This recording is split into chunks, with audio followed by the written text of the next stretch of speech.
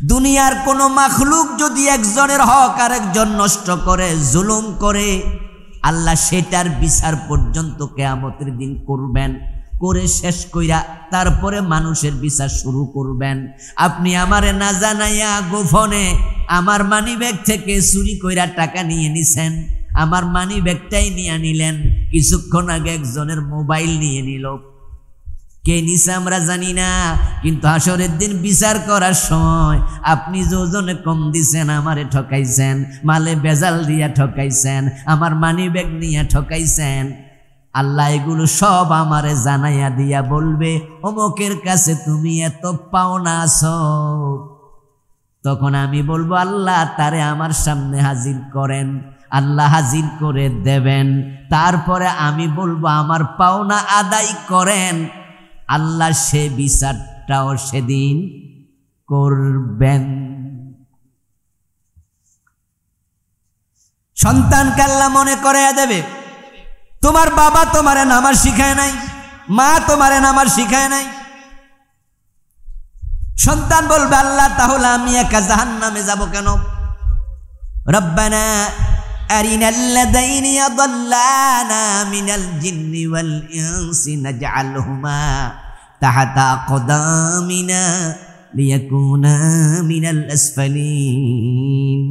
আমার বাবা যদি নামাজ শিখাইতো আমি তো আজকে জাহান্নামী হতাম না। বাবারে ডাকো, পায়ের তলায় রেখে জাহান্নামে যেতে চাই।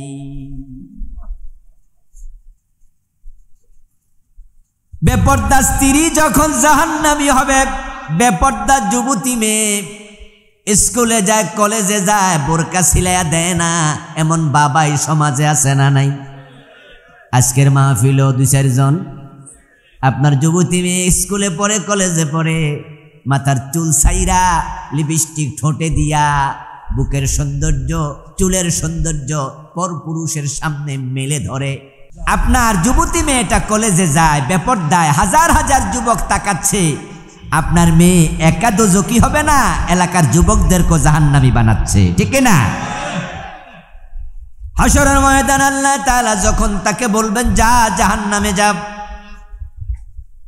তখন আল্লাহ মেয়েকে আবার স্মরণ করে দেবেন, তোমার বাবার দায়িত্ব ছিল।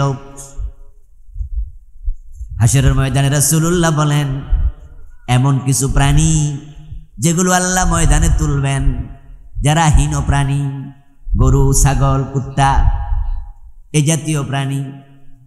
শিং ছিল, আরেক গরুর শিং ছিল না।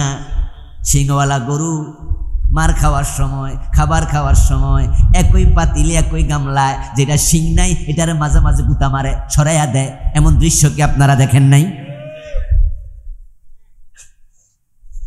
স্বাস্থ্য ভালো ছিল না দুষ নুদুষ, ওই কুকুর, দুর্বল কুকুরকে কামড়াইয়া মাটিতে শোয়াইয়া ফেলে, দেখেন নাই? হাশরের ময়দানে আল্লাহ যেটার শিং ছিল সেটাকে শিং দেবেন না। দুনিয়া যেটা স্বাস্থ্য ভালো ছিল সেটাকে দুর্বল বানাবেন। তারপরে তারে স্মরণ করাইয়া বলবেন, তুই 10টা গুতা পানা আসত, তুই 10টা কামড় তার কাছে পানা আসত, এই কুত্তা তো আর 10টা কামড় দিছে। ওয়ালা ইউজলামুনা ফাতিলা ওয়ালা ইউজলামুনা নাকিরা। কোরআনে আল্লাহ বলে, আমি এমন এক বিচারক, আমার কাছে কেউ বিন্দু পরিমাণ মাজলুম হবে না। যার যা পাওনা আমি সেখানে কড়ায় গন্ডায় তাকে আদায় করেই দেব। তখন সিংবিহীন গরু, সিংওয়ালা গরু, সিংবিহীন গরু সিংওয়ালা হবে, আর সিংওয়ালা গরু সিংবিহীন হবে। ওই 10টা গুতা আল্লাহ বলবে দে। স্বাস্থ্যওয়ালা কুত্তা ক্ষীণকায় হবে, ক্ষীণকায় কুত্তা স্বাস্থ্যওয়ালা হবে, আল্লাহ বলবে 10টা কামড় আদায় করে দে। এইভাবে যখন মিনিমাইজ হবে, কেসাস হবে, এবার আল্লাহ বলবে কুনু তোরা মাটি হয়ে যা। ওই কুকুর, গরু, ছাগলের জন্য তো জান্নাত জাহান্নাম নাই, তাই তারা কেসাস আদায়ের পরে, প্রতিশোধের পরে মাটিতে মিশে যাবে। এই দৃশ্য দেখার পরে হাশরের ময়দানে উপস্থিত কাফেররা বলবে, ওয়ায়াকুলুল কাফিরু ইয়া লাইতানি কুনতু তুরাবা। আরে যদি আমরাও আজকে মাটির সাথে মিশতে পারতাম তাহলে দোজখে যাওয়া লাগতো না। ওই যুবতী জাহান্নামী মেয়েটা বলবে, আল্লাহ আমি জাহান্নামে একা কেন যাব? আমার বাবা যদি বোরকা সিলাইয়া দিত তাহলে তো আমি আজকে দুজকি হতাম না। বরং বাবা নিজের মেয়েকে নাচের স্কুলে ভর্তি করায়, বাবা নিজে বাড়িতে টিচার রাইকা গিটার বাজানো শিখায়। এমন হতবাগা বাবাও আছে না নাই?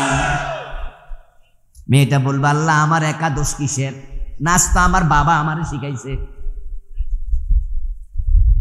আমার বাবা তার বেতনের টাকা দিয়ে আমারে গান শিখাইছে।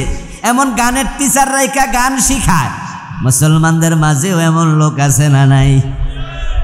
মাইয়া টেলিভিশনে নাটক করে, সিনেমা করে, বাবা নিজে প্রাইভেট কারে করে শুটিং স্পটে নিয়ে যায়, মা নিজেই রিক্সা করে পাশে বইয়া লইয়া যায়, বৈশা থাকে। মাইয়া আরেক বেড়ার লোকে দাপাদাপি লাফালাফি করে, নাটক করে, সিনেমা করে।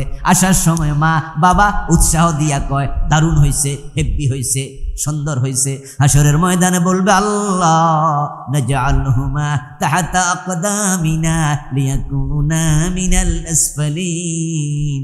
জাহান্নামে একা যাব না, মা বাবারে ডাকো, পায়ের তলায় রেখে জাহান্নামে যেতে চাই। আওয়াজ দিয়া বলেন নাউযুবিল্লাহ।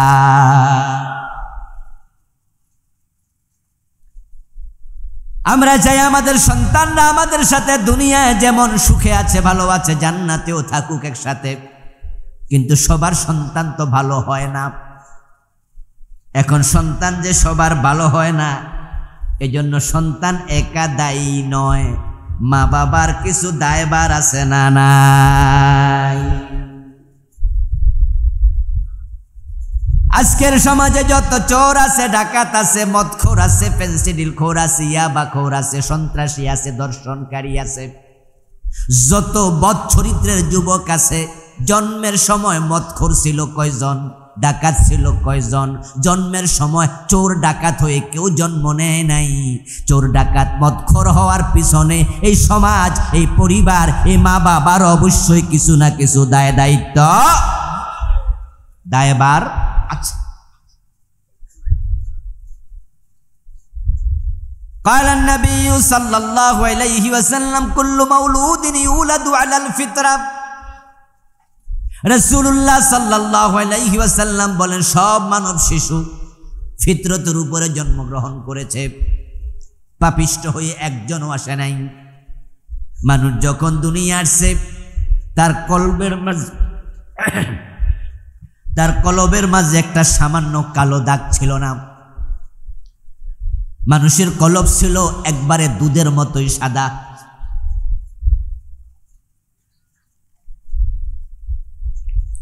গুনাহগার কেউ ছিল না।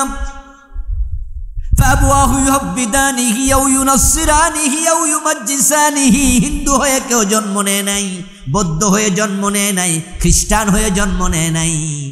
জন্ম নিয়েছিল আলাস্তু বিরাব্বিকুম ক্বালু বালা। এই মানসিকতার উপরে এটাকেই বলে ফিতরাত। রুহের জগতে আল্লাহর সাথে আমাদের পরিচয় হয়েছিল। সে পরিচয়ে আল্লাহ তাআলা নিজের ব্যাপারে বলেছিলেন, আলাস্তু বিরাব্বিকুম, আমি কি তোমাদের রব নই, প্রভু নই? ক্বালু বালা, আমরা সবাই বলেছিলাম হ্যাঁ আপনি রব, আমরা গোলাম। মানুষ যখন দুনিয়া আসে চিন্তার উপরে এসেছে। কেউ হিন্দু হয়ে আসে নাই, কেউ বৌদ্ধ হয়ে আসে নাই, কিন্তু তার হিন্দু বানাইল কে? রাসূল বলেন তার মা বাবা বানাইছে।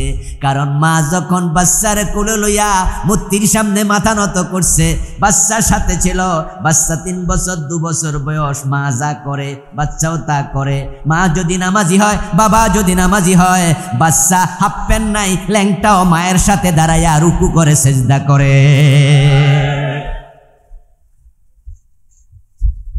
মা যখন মূর্তির সামনে যায় নম নম করেছে, দুর্গাকে মা বলে ডেকেছে, সামনে অর্ঘ্য দিয়েছে, পূজা করেছে, ওই বাচ্চা মায়ের সাথে দেখে দেখে মূর্তি পূজক হয়ে গেছে।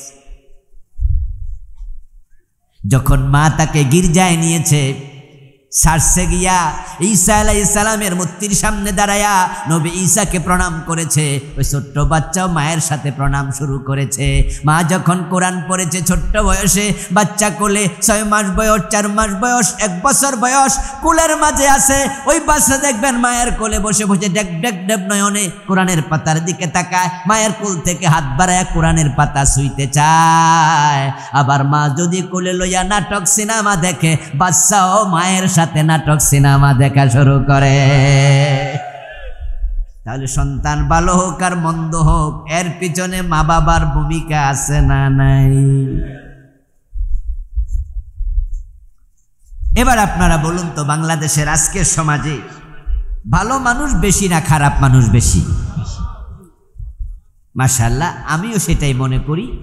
আসলে ভালো মানুষ বেশি নাই, উত্তর সঠিক। এজন্য মাশাআল্লাহ বলছি, সংখ্যার কারণে নয়, উত্তরটা ঠিক।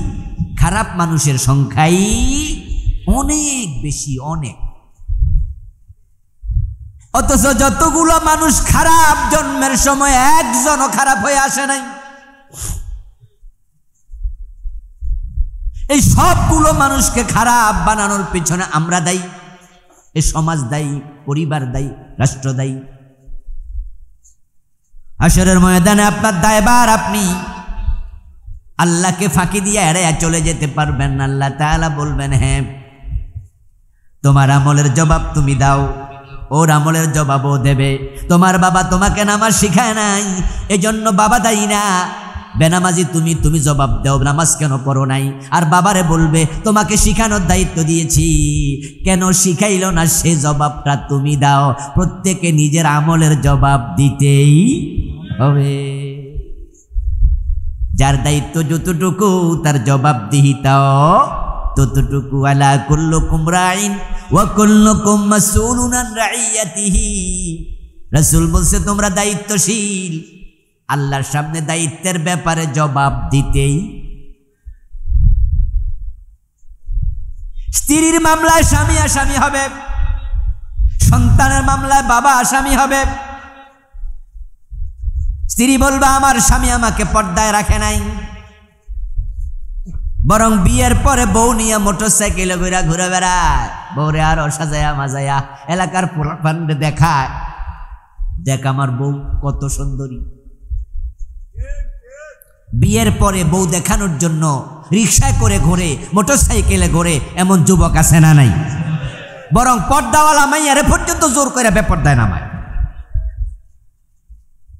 বিয়ের পর পর বউয়ের ছবি তুলে ফেসবুকে দেয়, এমন কিছু স্বামী আছে কি? ওরা স্বামী না আসামি?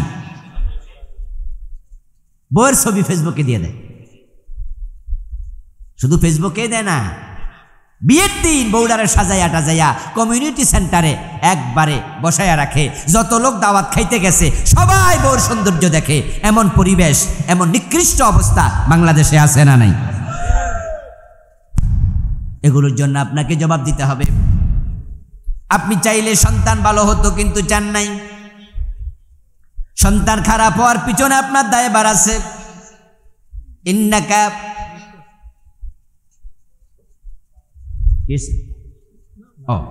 আমার প্রিয় ভাই, আপনার দায়ভার আছে। আপনি আপনার সন্তানদেরকে ভালো করতে পারতেন, কিন্তু আপনি ভালো করেননি। ইন্নাকা লান তাজনি মিনাশ শাউকিল আনাব। আপনি কাটা গাছ রোপণ করে আঙ্গুল পর আশা করেন কেন? আপনি আম গাছ লাগাইলে জাম ধরবে না, জাম গাছ লাগাইলে কাঁঠাল ধরবে না। যা লাগাইছেন তাই হবে। এখন সন্তান যদি আল্লাহওয়ালা চান, জান্নাতি চান, একবারে জন্মের পর থেকে উত্তম পরিবেশ দেয়া দরকার আছে না নাই? আজকের আলোচ্য বিষয় হবে জান্নাতি পরিবার গঠনের ইসলামী নির্দেশনা কি।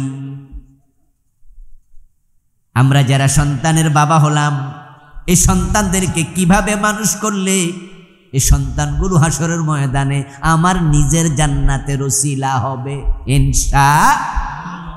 শুধু সন্তানের কারণে বাবার মাথায় মায়ের মাথায় নূরের তাজ আসবে, এমন হাদিস আছে না নাই? সন্তানের মামলায় বাবা পায়ের তলায় যাবে, মা পায়ের তলায় যাবে, এমন যেমন আছে আবার সন্তানের কারণে বাবার মাথায় মায়ের মাথা নূরের তাজ আসবে এমন হাদিসও আছে। কিন্তু আপনি সন্তানকে ভালো করে তৈরি না করলে ভালো হবে না। কামা তাদিনু তুদান, যেমন কর্ম তেমন ফল। সন্তান ভালো হওয়ার জন্য 1 নাম্বার কাজ, আপনাকে ভালো হওয়া লাগবে, মা বাবাকে ভালো হওয়া লাগবে। বাবা নিজে বিড়ি ধরায় সন্তানকে দিয়া, সন্তানের সামনে বিড়ি টানে, এমন বাবা আছে না নাই? এই সন্তান বড় হইয়া গাঁজা টানার সম্ভাবনা আছে। বাবা দুপুর বেলা খাইয়া খাটের মাঝে শুয়ে ডাক দে, কইরে যাবেন? আনাস কই আব্বা, কই যা তো পাকঘর থেকে বিড়িটা ধরাই আন। বাবা নিজ হাতে সন্তানের হাতে বিড়ি তুলে দিল, ধর বিড়িটা ধরাই আন। সন্তান যখন পাকঘরে বিড়িতে আগুন লাগাইয়া বাবার হাতে তুলে দেয়, আর বাবা সন্তানের সামনে বিড়িটা টানে। আপনারা যারা এখানে আছেন 2-4 জন বিড়ি খাওয়া লোক, আপনি নিজে বুকে হাত দিয়া বলেন তো, আপনি কি আপনার সন্তানের সামনে বিড়ি খান না? এটা বলতে পারবেন? ডেফিনিটলি আপনি খেয়েছেন। তা আপনার সন্তান আপনার থেকে বিড়ি খাওয়া দেখেছে?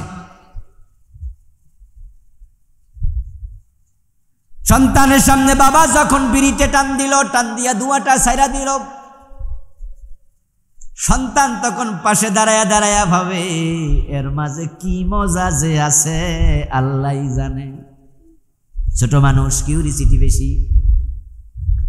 আরবি একটি প্রবাদ আছে, আল ইনসানু হারিসুন ফিমা মুনিআ, নিষিদ্ধ জিনিসের প্রতি মানুষের আকর্ষণ থাকে বেশি।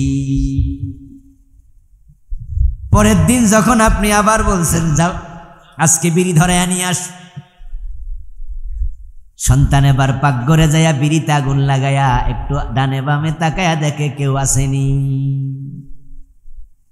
যদি দেখে কেউ নাই, আব্বা কি মজা পায় একটু দেখি, সন্তানও বিড়িতে টান দেওয়ার সম্ভাবনা আছে না নাই?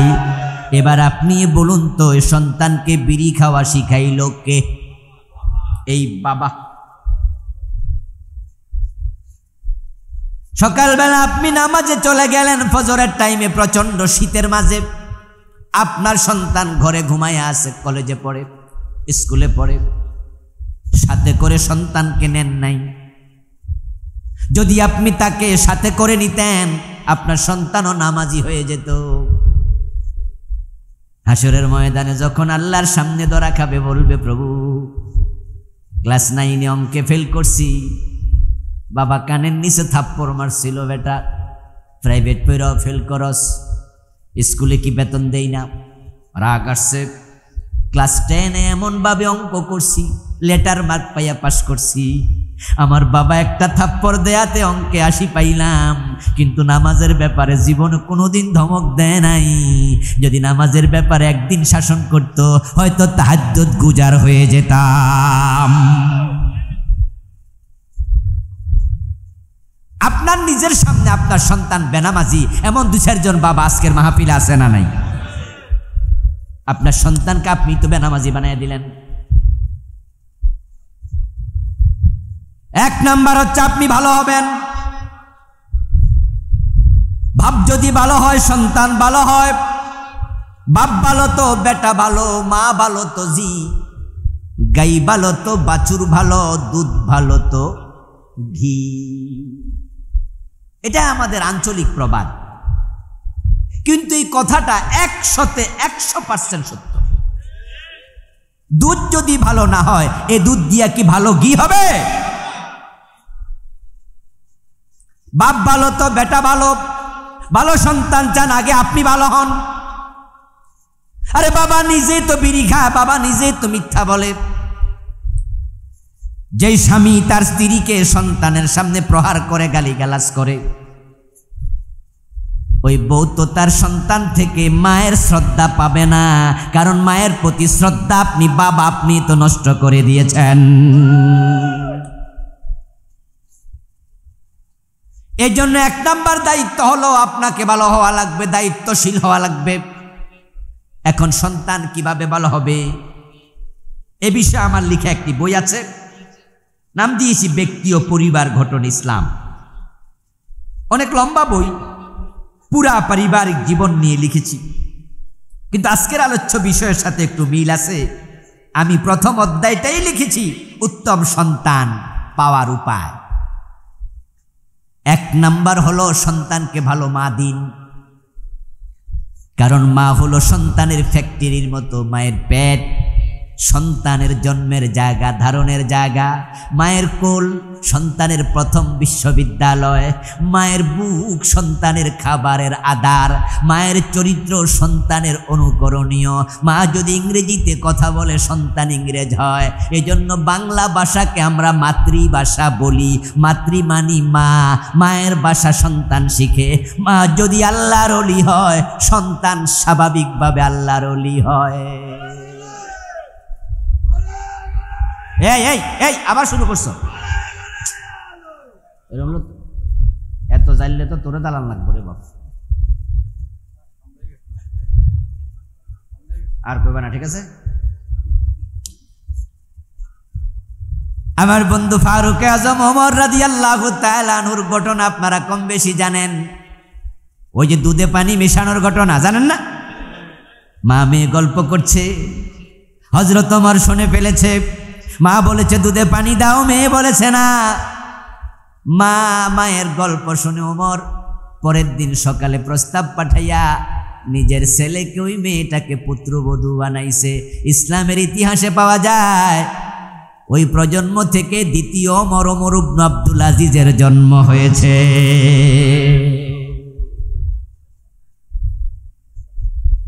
মা যদি পরেশগার হয়, সন্তানের উপরে তার চরিত্রের প্রভাব পড়বে। আজ থেকে 20 বছর পিছনে যান, তামাম বাংলাদেশে খুঁজে 2-4 জন নাস্তিক পাওয়া যেত না। তাসলিমা নাসরিন নাস্তিকতা করেছে, দেশে থাকতে পারে নাই, পালাতে বাধ্য হয়েছে। কিন্তু আজকের বাংলাদেশে হাজার হাজার নাস্তিক। ঢাকার শাহবাগের মোড়ে কতিপয় নাস্তিক ব্লগার একত্র হয়েছিল কয়েক বছর আগে, যেটা থেকে হেফাজতে ইসলামের জন্ম। সেখানে হাজার হাজার নাস্তিক, তাদেরকে সহযোগিতা করার জন্য হাজার হাজার লোক। এতে প্রমাণ হয় নাস্তিকের সংখ্যা আগের চেয়ে অনেক বেড়েছে। এই বেড়ে যাওয়ার পিছনে আমার গবেষণা হলো, আগেকার মায়েরা পদ্মানসীন ছিল, শিক্ষিত কম ছিল। তাদের পেট পর পুরুষ দেখে নাই, তাদের বুকের সৌন্দর্য পর পুরুষ দেখে নাই। আমাদের মা চাচি দাদিরা বোরকা পরে রিক্সায় উঠে, রিক্সা তো ঘেরট দিয়া বেড়াতে যেত। এখন শিক্ষিত মেয়ে বেড়েছে, বেপর্দা বেহায়াপনা এত বেশি, হাজার হাজার ভার্সিটির মেয়ে ওড়নাটাই গায়ে দেয় না। ওদের পেট থেকে নাস্তিকদের জন্ম হচ্ছে। এজন্য প্রিয় নবীজি বলেছেন, যখন তোমরা বিয়ে করতে যাবে তখন তোমরা মেয়েদের মৌলিক 4টি গুণ দেখিও। তুনকাহুল মারআতু লিআরবাঈন, 4টি গুণ দেখে নারীদের বিয়ে হয়। লিহুসনিহা ওয়ালিমালিহা ওয়ালিদীনিহা ওয়ালিনাসাবিহা ফাসফার বিযাতিদ্দীন তারবাত ইয়াদাক। তুমি দেখবে তোমার স্ত্রী সুন্দরী কিনা দেখো, তার বাবার সম্পদ আছে কিনা দেখো, তার বংশমর্যাদা তোমার সাথে মিলে কিনা দেখো। তবে দিনদারিকে প্রাধান্য দিও, দিনদারিটা বেশি করে দেখিও। প্রথম 3টা যদি কমতি থাকে অসুবিধা নাই, সৌন্দর্য কম বিয়ে করো, ছাড় দেও। মাল সম্পদ কম, ছাড় দেও। এগুলোকে শক্ত করে ধরিও না। বংশমর্যাদা তোমার মতো নয়, ছাড় দেও, কিন্তু দিনদারির ব্যাপারে ছাড় দিও না। যে মেয়ে পর্দা করে না, যে মেয়ে কোরআন পারে না, ওই মেয়ে তোমার স্ত্রী হওয়ার উপযোগিতা রাখে না। বেপর্দা নারী বিয়ে করলে তার পেট থেকে কখনো হাসান হুসাইন, ইমাম আবু হানিফারা জন্ম নেয় না। ভালো সন্তান আমরা সবাই চাই। না হওয়ার জন্য 1 নাম্বার দায়ী হচ্ছে আপনার স্ত্রী। যে মহিলা নিজেই নামাজ পড়ে না, যে মেয়েটা নিজে নাটক সিনেমায় আসক্ত, যে মেয়েটা নিজের বুকের সৌন্দর্য, পেটের সৌন্দর্য, নাভির নিচে কাপড় পরে হাঁটে, এমন মহিলাও আছে না নাই? আস্তাগফিরুল্লাহ। এমন শাড়ি গায়ে দেয়, গায়ের পশম সহ দেখা যায়, শাড়ি না, মনে হয় মশারি। এই মহিলার পেট থেকে আল্লাহর ওলি জন্ম নেয়ার কোনো সম্ভাবনা থাকেই না। কয়লেন নবী সাল্লাল্লাহু আলাইহি ওয়াসাল্লাম, আদ-দুনিয়া কুল্লুহা মাতাম ওয়া খায়রু মাতা'id দুনিয়াল মারআতুস সালিহা। তামাম দুনিয়া সম্পদ, তামাম দুনিয়া দামি, প্রতিটা মাখলুক দামি, সবচেয়ে দামি হলো পৃথিবীতে একজন সতী নারী। আমাদের বাপ চাচারা যখন আগে বিয়ে করাইতে যাইতো, তখন বিয়ে করাইতে গেলে জিজ্ঞাসা করতো, ভাই সাহেব মাইয়ার কি খবর, মাইয়া কি কোরআন শরীফ পড়তে পারেনি? এ খবর নিত। মেয়ে বোরকা পরে কিনা খবর নিত। ইদানিং কালে দেখবেন মেয়ে কোরআন পড়তে পারে কিনা এই প্রশ্নটা মানুষ ভুলে গেছে। এখন প্রথম প্রশ্ন হলো, ভাই সাহেব মাইয়ার লেখাপড়ার কি খবর, কি পাস? সবাই পাস নিয়ে ব্যস্ত। MA pass, BA pass, IA pass, ঘরে ঘরে মেট্রিক পাস। পর্দা করে কিনা, কোরআন পারে কিনা এই প্রশ্ন ভুলে গেছে। আর বেপর্দা নারী যখন তোমার পুত্রবধূ হয়ে এসেছে, ওই বেপর্দা নারীর পেট থেকে আর তুমি ভালো নাতি আশা করতে পারো না।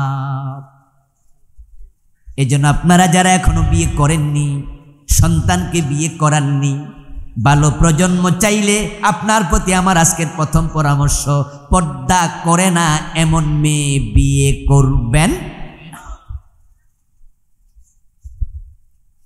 শুধু পর্দা করে না তা না, এমন মেয়ে সমাজে এখন বেড়ে গেছে, শুধু দাড়ি থাকার কারণে বিয়ে বসতে চায় না, এমন জালেম মহিলাও আছে না নাই? এমন পুরুষও আছে, জামার দাড়ি আছে, তাই কয় যে না বিয়ে দেব না। আরে কেমনে বিয়ে দেবে, শ্বশুরের নিজের তো দাড়ি নেই। আস্তাগফিরুল্লাহ। উত্তরবঙ্গে এক মাহফিল করতে গেলাম আরো কয়েক বছর আগে, সম্ভবত নওগাঁয়, যতটুকু মনে পড়ে।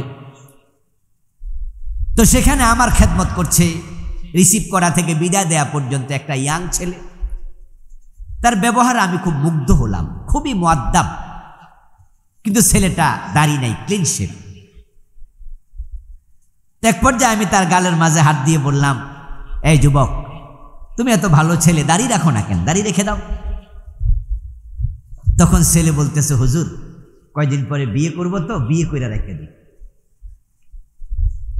সরল সহজ জবাব। আমি তখন যুবকরে বললাম, বিয়ে করলে রাখবা, এখন রাখতে অসুবিধা কি? বলো, হুজুর কত মেয়ে আছে শুধু দাড়ির কারণে বিয়ে বসতে চায় না। আমি তখন যুবকটাকে পরামর্শ দিলাম, আল্লাহর বান্দা, প্রিয় ভাই শোনো, তুমি বিয়ের আগে দাড়ি রাখো, আমার অনুরোধ। কারণ তোমার দাড়ি তোমার জন্য ঢালের ভূমিকা রাখবে। সমাজের যে মেয়েরা দাড়ি রাসূলের সুন্নাহ, এ দাড়ি দেখে বিয়ে করে না, ছেলে পছন্দ করে না, মুসলমানের জন্য এমন মেয়ে বিয়ে করা জায়েজ না।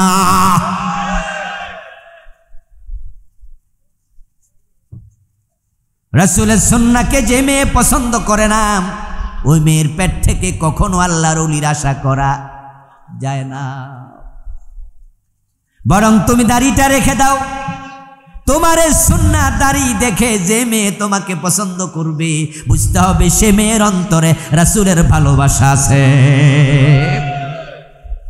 প্রথম কাজ হলো একজন পরেজগার মুত্তাকি নামাজি, একজন পর্দারশীল, কোরআন জানে এমন মেয়ে খুঁজে নেবেন।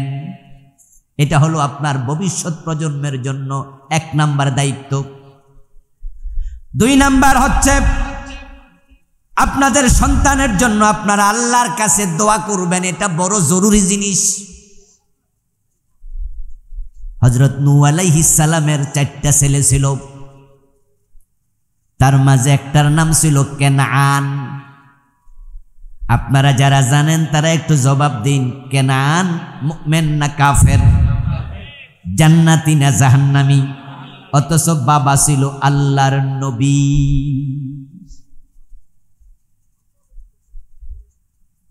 আল্লাহ যদি না চায় নবীর ঘরেও কাফের জন্ম নিতে। এজন্য আপনি চেষ্টা করলে হবে না, আল্লাহর চাওয়া লাগবে। ওয়ামা তাশাউনা ইল্লা আইয়াশা আল্লাহু রাব্বুল আলামিন। তোমরা চাইলে হবে না, আল্লাহর চাওয়া লাগবে। তাই বাবাদের দায়িত্ব সন্তানের জন্য দোয়া করা। কোরআন মাজিদে সন্তানের জন্য কেমনে দোয়া করা লাগে এই আয়াতে কারিমা আছে না নাই? এবার আপনারাই বলুন তো, এই আয়াত কয়জন বাবা মুখস্থ পারে? রব্বানা হাব লানা মিন আজওয়াজিনা ওয়া যুররিয়াতিনা কুররাতা আয়ুন ওয়াজআলনা লিল মুত্তাকিনা ইমামা। আল্লাহ দোয়া শিখাইছে, ও আমার রব আমাকে এমন স্ত্রী দিও, এমন সন্তান দিও, দুনিয়া যাদেরকে দেখলে নয়ন জুড়াবে এবং তারা হবে সবাই মুত্তাকি, আর আমি হব মুত্তাকিদের নেতা। এই যে দোয়া আল্লাহ কোরআনে শিখাইলো, আপনারা নিজের একটু প্রশ্ন করুন তো, এই দোয়া আপনি কয়দিন করছেন? ইব্রাহিম আলাইহিস সালামের বয়স ৮৬, সন্তান হয় না, বুড়ো হয়ে গেলেন, চুল পেকে গেল, দাড়ি পেকে গেল।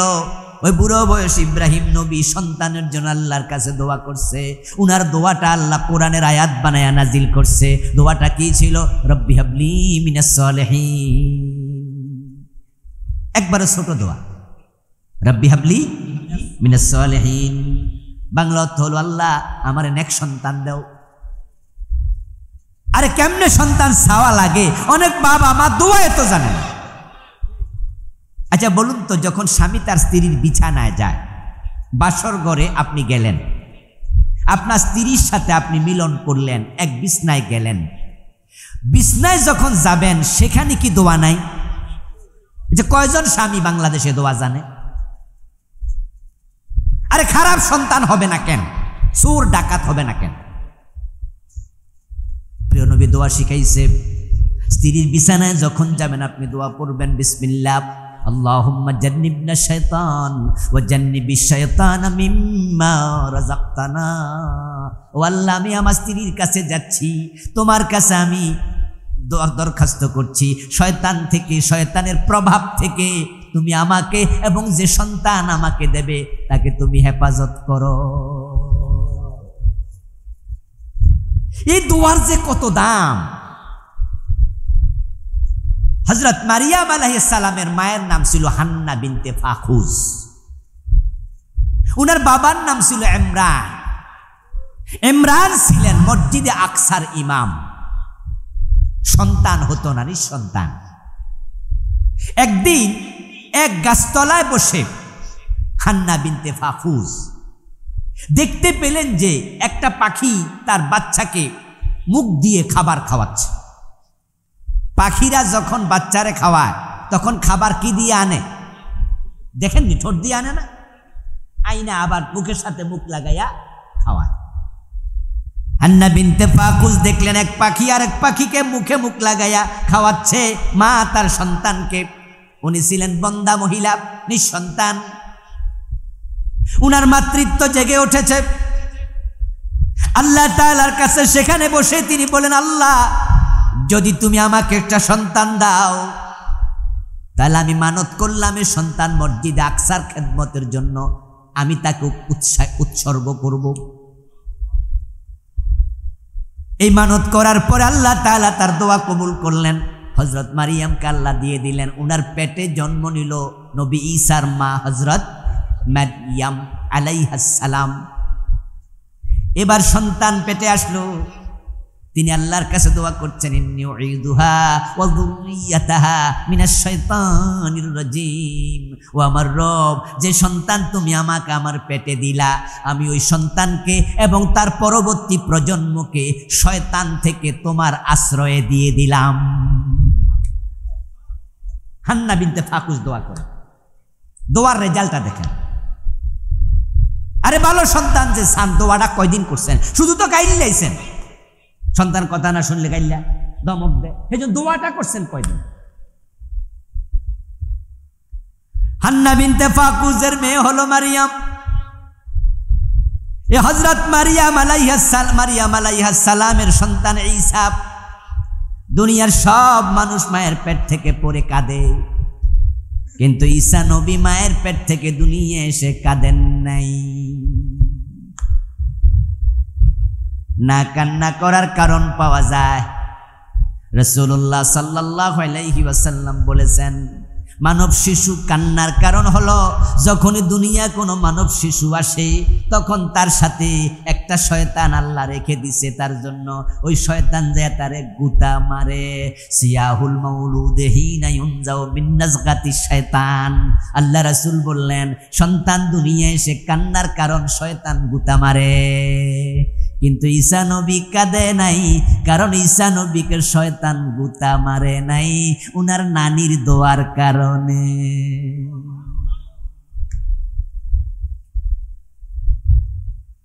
দেখেন দোয়ার রেজাল্ট, শয়তান গুতা মারে নাই, কারণ ঈসা নবীর নানি দোয়া করছিল, ইন্নী উঈদুহা ওয়া যুররিয়াতাহা মিনাশ শাইতানির রাজিম। এটা কোরআনের আয়াত। ইব্রাহিম বয়স ৮৬, সন্তান হয় না, বুড়া মানুষ। রব্বি হাবলি মিনাস সালিহিন, আল্লাহ আমার একটা নেক সন্তান দিও। শুধু সন্তান চাওয়া যাবে না, হুজুর আমার ৪টা মাইয়া, আল্লাহ যেন একটা ফোলা দেয়। আমি বলে, মিয়া থামেন তো, ফোলা যদি ডিপ জলের মতো হয়, আরে ফোলা যদি এরশাদ শিকদারের মতো হয়, বাবাকে খুন করে ছেলে, এমন খুনি ছেলে বাংলাদেশে আছে না নাই? এমন যদি দিয়া দেয়, বরং ফরত আফসোস করবেন, এ ফোলা হওয়ার চেয়ে না হইলে ভালো ছিল। মায়ের গায়ে হাত তোলে এমন জালেম সন্তান বাংলাদেশে আছে না নাই? এ লাকসাম মনোহরগঞ্জে নাই? খোঁজ নিয়ে দেখেন, মারে মারে এমন সন্তান এই দেশে। বউয়ের কথা শুনে মারে করতে ধাক্কা দিয়ে বের করে, আর মা চোখের পানি ছেড়ে দিয়া তখন কেঁদে কেঁদে আল্লাহরে কয়, আল্লাহ ফোলাটা দিলা কেন, না দিলে ভালো আছিল। হুজুর আমার ৪টা ছেলে, 5টা ছেলে, হুজুর একটা মাইয়া যদি হইতো তাহলে ঘরটা একবারে আলোকিত হয়ে যেত। হুজুর আমার জন্য একটা মেয়ে হয়। আমি বলি, ভাই থামেন, এভাবে চাইেন না। মেয়ে যদি ঐশীর মতো হয়, ঐশীর নামকে আপনারা ভুলে গেছেন না? মনে আছে? শিক্ষিত লোকদের মনে থাকার কথা। মা বাবা 2 জনরে খুন করছে, মনে আছে তো? অথচ ঐশীর জন্মের পরে তার মা বাবা কত আদর করছিল। এ ঐশীর গালে কপালে কত চুমু দিছে। যদি জানতো যে এই মাইয়াটাই আমাদের 2 জনরে একসাথে খুন করবে, তাহলে এই মাইয়া আল্লাহর কাছে কইতো, এমন মাইয়া আমরা রে। এই জন্য সন্তান চাওয়ার নিয়ম কোরআন থেকে শিখুন। রব্বি হাবলি মিনাস সালিহিন, ও আল্লাহ আমাদেরকে নেক সন্তান দাও। ইব্রাহিম নবীর দোয়া আল্লাহ কবুল করলেন, এমন সন্তান দিলেন। বাবাও নবী, সন্তান ইসমাইল নবী।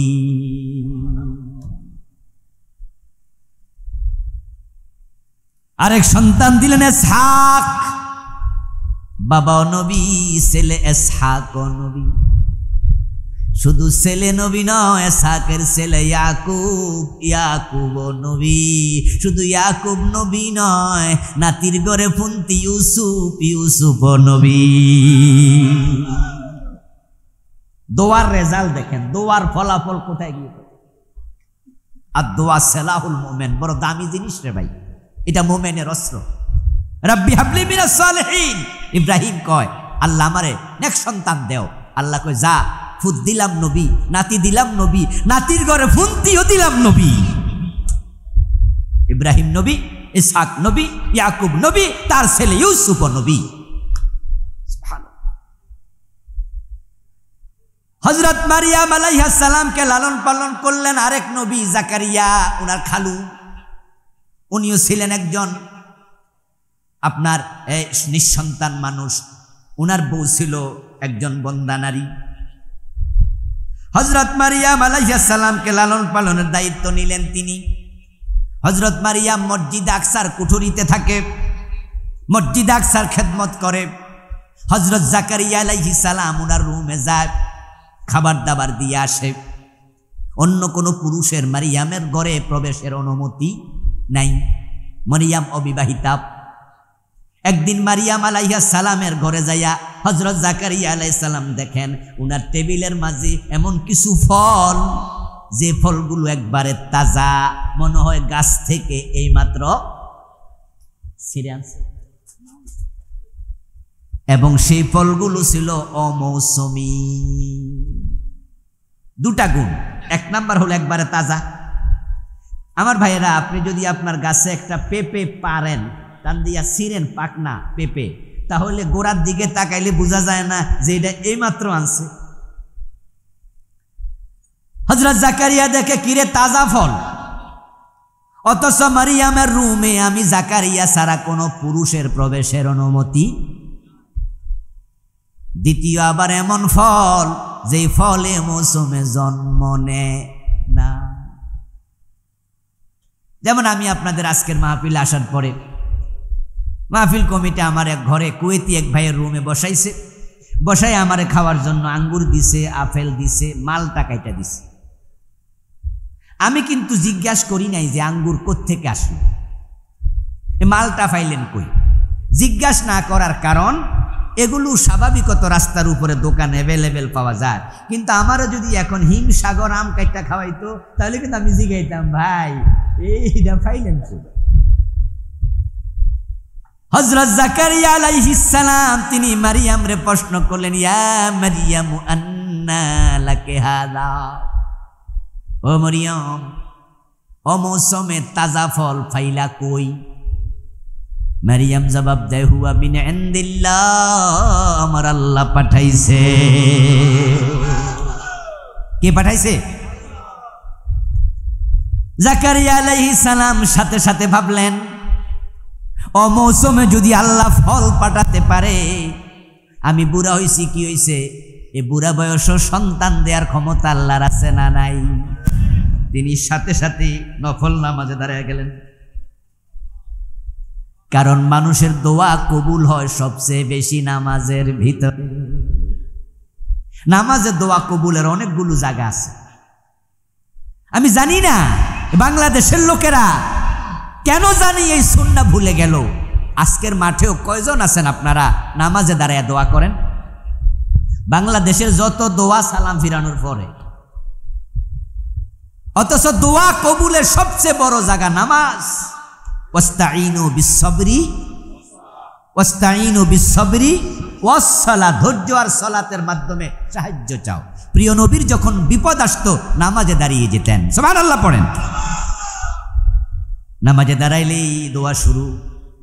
দুই সেজদার মাঝখানে দোয়া কবুল হয়, রুকু থেকে সোজা হইয়া দাঁড়াইলে দোয়া কবুল হয়, আর তাহিয়াত শেষ করলে দোয়া কবুল হয়। এবং বান্দা যখন সেজদায় যায় সে তার রবের কাছে চলে যায়, দোয়া করলে আর আল্লাহ ফিরায় না। সহিহ মুসলিমের হাদিস, ক্বালা নবী সাল্লাল্লাহু আলাইহি ওয়াসাল্লাম, আকরাবু মা ইয়াকুনুল আবদু মির রাব্বিহি ওয়া হুয়া সাজিদ ফাআকসিরুদ দুআ। সহিহ মুসলিমের হাদিস, সহিহ হাদিস।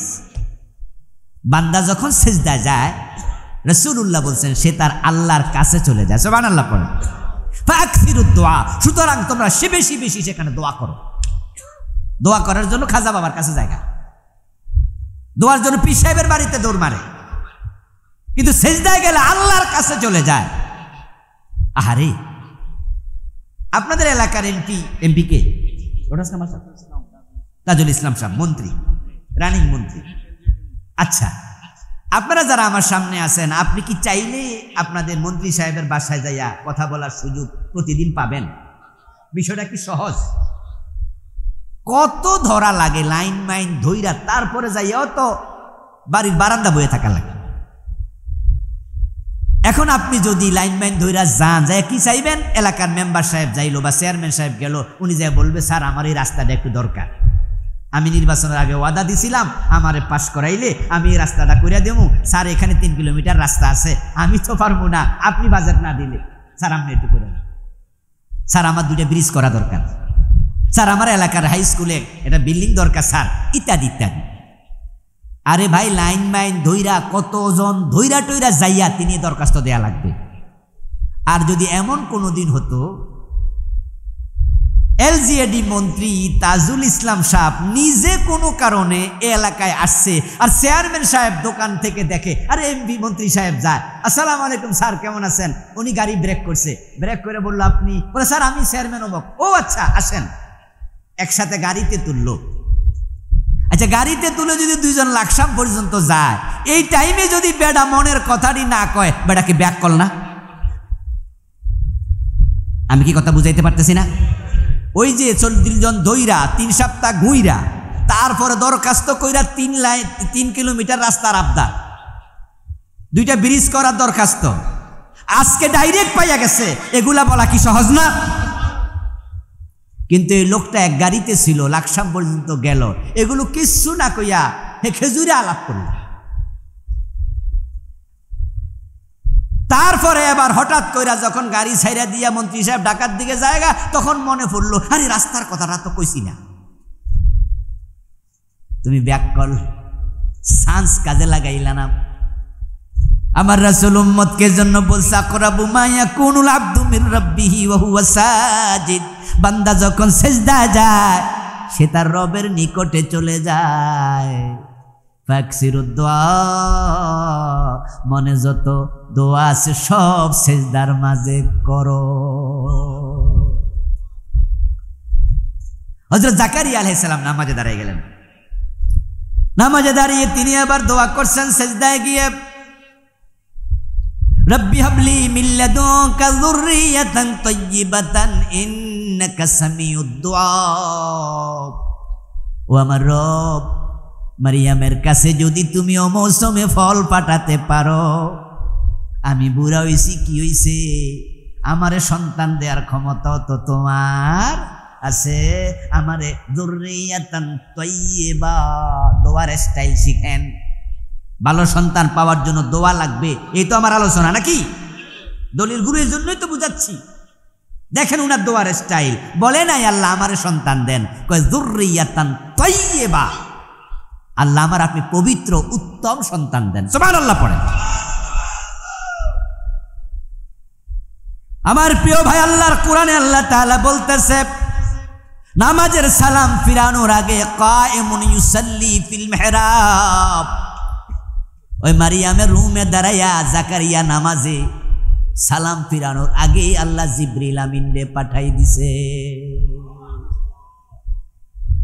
জিবরিল আমিন এসেই জাকারিয়া আলাইহিস সালামের উপরে মেসেজ দেয়, ওহী নাজিল করে, আমারে আল্লাহ পাঠাইছে, আপনার দোয়া কবুল হয়ে গেছে, একটা সন্তান আল্লাহ আপনাকে দেবে এবং সে হবে নবী, এবং তার নাম আল্লাহ নিজে রেখে দিয়েছে, তার নাম হবে ইয়াহইয়া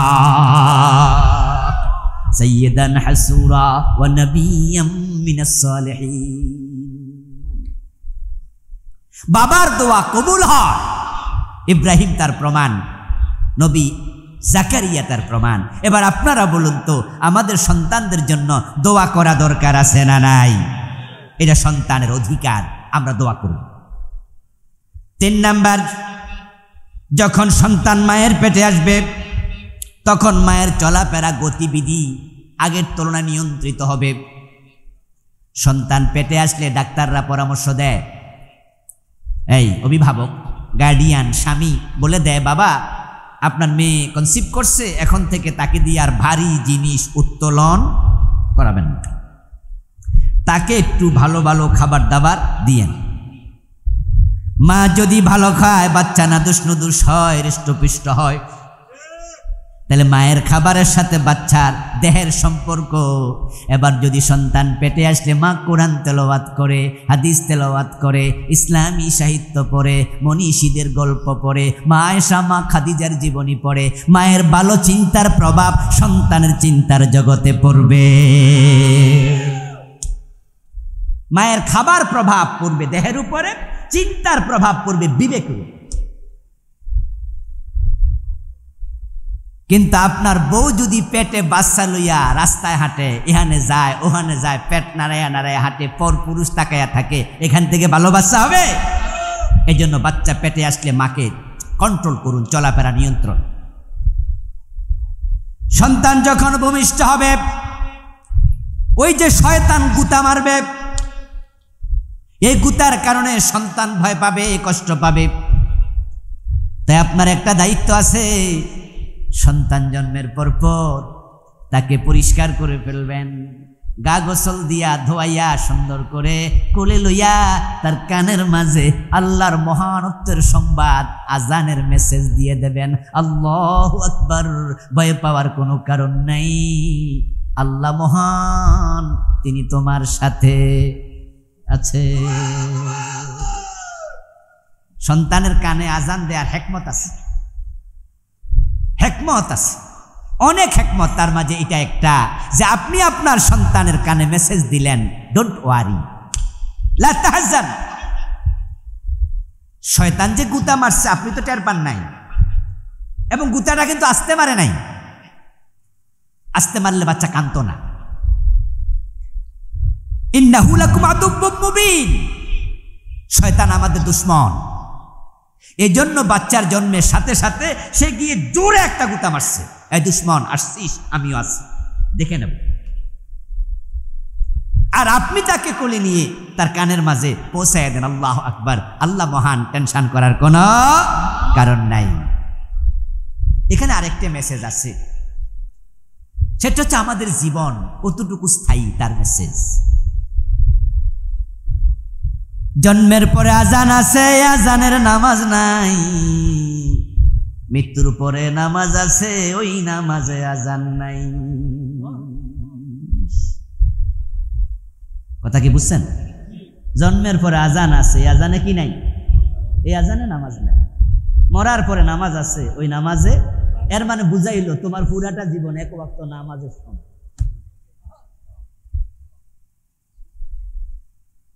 যখনই জোহরের আজান হয় তখন আমরা সবাই প্রস্তুতি নেই, আরে আজান যেতে হয়ে গেছে, চলো মসজিদে নামাজ পড়ো। আসরের আজান হয়, মাগরিবের আজান হয়, মুসল্লিরা কই রেডি হও, রেডি হও। তো তোমার কানে আজান দিয়ে বুঝাইছে জীবনটা অনেক বড় না, চলে যেতে হবে। প্রস্তুতি নেওয়ার জন্য তুমিও রেডি হও। আমি বাবা, আমি তোমার দায়িত্বশীল, আজানের মেসেজ দিয়া বুঝাইলাম জীবন অনেক বড় না, এটা ছোট। আজানের প্রথম শব্দ আল্লাহু আকবার। বাংলা তোল আল্লাহ মহান, আল্লাহ সবার বড়। আপনি মেসেজ দিয়ে বুঝাইলেন যিনি সবার বড়, পুরা জীবনে তাকে মানতে হবে। সন্তানের কানে আজান দেবেন। আপনাদের এই মনোহরগঞ্জে আজান দেয় তো নাকি? কি কানে দেয় না বাইরে দেয়? ঘরের বাইরে। আমরা আগে ছোটকালে দেখছি ঘরের বাইরে দিচ্ছি, এখন চেঞ্জ হয়েছে আলহামদুলিল্লাহ। মেয়ে হইলে দেয়নি। হ্যাঁ, আমাদের সময় শুধু ছেলে হইলে, আমরা যখন ছোট ছিলাম তখন দেখতাম যে ঘরের বাইরে আজান দিত, আবার মেয়ে হইলে দিত না। অথচ এটা ঠিক না, মেয়ে এবং ছেলে তাদের কানে আজান দিতে হবে। ডান কানে আজান, বাম কানে ইকামত। তবে আজানের হাদিসটা সহিহ, ইকামত দিতে হবে কিনা এ মর্মে যে হাদিস সেটা যায়ীফ, তবে হাদিস আছে। এরপরে যেটা করবেন, সন্তানের ভালো একটা নাম রেখে দেবেন। ভালো নাম পাওয়া সন্তানের অধিকার, নামের একটা প্রভাব আছে। এই জন্য প্রিয় নবীর কাছে যারা মুসলমান হতো, যাদের নাম অর্থবোধক নয়, প্রিয় নবী নাম পরিবর্তন করে দিতেন। এখন তো বাংলাদেশের লোকেরা আধুনিক নাম খুঁজতে খুঁজতে এমন নাম রাখে, এটা মানুষ না কুত্তা, এটাই বোঝা যায় না। বিভিন্ন ভিআইপি ফ্যামিলিতে কুত্তা আছে না, এরা কিন্তু কুত্তার নামও রাখে। এখন আমরা আধুনিক করতে করতে কুকুরের নাম আর মানুষের নাম এক করে ফেলছি। নামে দিয়ে পার্থক্য করা যায় না মুসলমান না কাফের, নাম দিয়ে বোঝা যায় না বেড়া না বেডি। এটা ম্যাগাজিনে পড়লাম, ছেলের নাম রাখছে ব্রেনসার। অফিসে কলিগ জিজ্ঞাসা করছে কি নাম রাখছেন, কয় যে রাখছি একটা হেভি আধুনিক নাম ব্রেনসার। তো এখন কলিগ জিজ্ঞাসা করলো অর্থ কি? কই অর্থ তো দেখি নাই, ইন্টারনেটে খুঁজতেছিলাম আধুনিক নাম। আরে নাম যা আছে এলাকায় হুজুররা কয় সব তো এগুলো কমন, আবু বকর, ওমর, আব্দুল্লাহ, এই সেই, এগুলো তো অ্যাভেলেবেল, এজন্য খুঁজতে খুঁজতে পাইছি, অর্থ খেয়াল করি নাই। করে ভাই অর্থটা দেখেন না। এবার আবার ইন্টারনেটে ঢুকছে, গুগলে ব্রাউজ করছে, ঢুকে মুখটা কালো, জিজ্ঞাসা করে কি দোস্ত অর্থ পাইছেন? কমু না। আরে কম ইয়া না হয় বুগুল আমি ঢুকতেছি। ওই যে বাইরে ভাই লর্ড কর্নওয়ালিসের কুত্তা আসিল, এটার নাম আসিল ব্রেনসার। অতি আধুনিক হতে গিয়ে ছেলের নাম ট্যাবলেট রাখে, ক্যাপসুল রাখে, আগুন রাখে। আগুন আগুন আছে না এদেশে? আছে আগুন। আচ্ছা, যার নাম আগুন সে আপনারা জ্বালাবে না? নামে তো একটা প্রভাব থাকবেই। রাস্তায় মাস্তানি করছে, পুলিশ ধরে নিয়ে গেছে রাতের বেলায় 5-6টা গাঁজা টানে। সকালবেলা গার্ডিয়ান খবর দিয়া সাদা কাগজে মসলেকা রাইখা পুলিশ লকার থেকে বের করে দিচ্ছে। আর যেন সামনের দিকে রাতের বেলায় রাস্তায় তোমার ছেলে না থাকে, দায়িত্ব নাও। বাবা দায়িত্ব নিচ্ছে, ঠিক আছে। একটারে শেষ, এই তুমি আসো, কি নাম? বাপ কেডা? কইডা, আসেন লেখেন। তো সাদা কাগজে নাম লিখতে হয়। ছেলের নাম কি? নাম বুলেট। ওসি সাহেব কয় সেন্টি রে, এই সেন্টি, এই পুলিশের কনস্টেবল, এই ছেলেরে ছেড়ে দে, বাফেরে ঢুকা। তো বাফে কয় স্যার আমার দোষ কি?